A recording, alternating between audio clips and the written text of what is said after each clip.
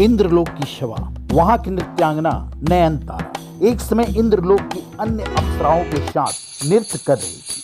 उसकी आंखें चमकते हुए तारों के समान थी, इस कारण उसे नयनतारा के नाम से जाना जाता था। यदि किसी पुरुष की आंखें उसकी जादुई आंखों से मिल जाती थी तो वह उसके यौवन सुख को पाने की लालसा लिए उस अप्सरा के आगे पीछे एक भौरे के समान मंडराता रहता। उस दिन ऐसा हुआ कि खुद इंद्रलोक और सभी देवताओं के राजा इंद्र की आंखें नयनतारा के नृत्य करने के दरमियान कई बार चार हुई। इस कारण वह इंद्र की बहुत ही प्रियशी अप्सरा बन गई और उस दिन से इंद्र की विशेष कृपा नयनतारा पर होने लगी। इंद्र में एक बात यह थी कि वह जिस अप्सरा को अपनी विशेष प्रियशी मानते थे उसी अप्सरा को कोई अपना विशेष कार्य करने के लिए पृथ्वी पर भेजते थे। उस समय की बात है, ब्रजा नाम के एक ऋषि कई हजारों वर्षों से तपस्या में लीन थे। इस कारण इंद्र का सिंहासन डोलने लगा, जिसके कारण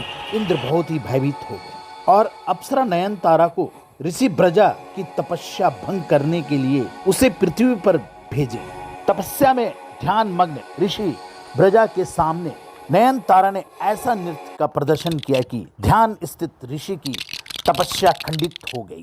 तपस्या के खंडित होने पर ऋषि ने नयनतारा को श्राप दिया कि तुम्हारी मृत्यु इसी क्षण हो जाए और तुम्हारा अगला जन्म एक राक्षसनी का राक्षस के लिए। एक अप्सरा से एक राक्षसनी की पीड़ा इतनी दुखदायी होगी, यह जानकर वह ऋषि से उस समय क्षमा याचना करने लगी। मुझे इस भयंकर श्राप से मुक्त कर दे। बहुत बार क्षमा याचना करने के बाद ऋषि ने उस श्राप से मुक्ति का उपाय बताया। उन्होंने नयनतारा से कहा कि जब भगवान विष्णु त्रेता युग में मानव रूप में पृथ्वी पर अवतरित होंगे, जब तुमको तुम्हारा दर्शन होगा, तब इस दिए गए श्राप से तुम्हारी मुक्ति होगी। दोस्तों, क्या आप ये जानना चाहेंगे कि वह अप्सरा अगले आने वाले नए जन्म में कौन थी?